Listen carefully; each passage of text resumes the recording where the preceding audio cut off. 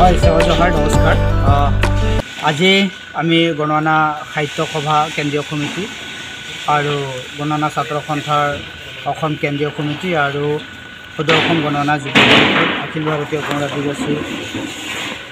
অসম প্ৰদেশ committee প্ৰায় 5টা কেন্দ্ৰীয় সমিতিৰ বিষয়ববীয়াৰ উপস্থিতিত আজি শোণিতপুৰত এখনি সাধাৰণ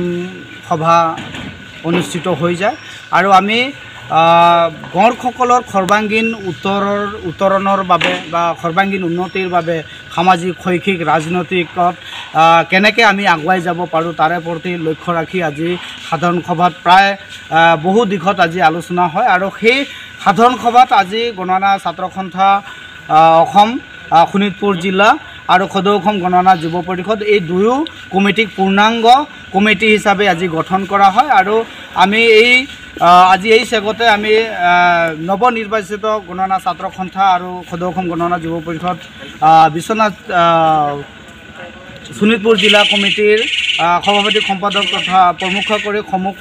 বিষয়ববীয়াক আমি আন্তৰিক শুভেচ্ছা জ্ঞাপন কৰিছোঁ আৰু আজি আগন্তুক হ'ব লগা জানুৱাৰী মাহৰ 23, 24, 25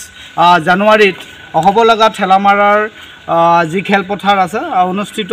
হ'ব লগা যি মহাসভাৰ অভ্যৰ্থনা কমিটিও আজি হৈ যায় আৰু আমি আজি এই সভাত যি পৰ্যায়ত আলোচনা হৈছে আমি ভাবিছোঁ যে অহা যি আমাৰ সভা হ'ব এই সভাত খুব জাক জিলিকাৰে হ'ব, অতি গুৰুত্বপূৰ্ণ, অতি গৌৰৱ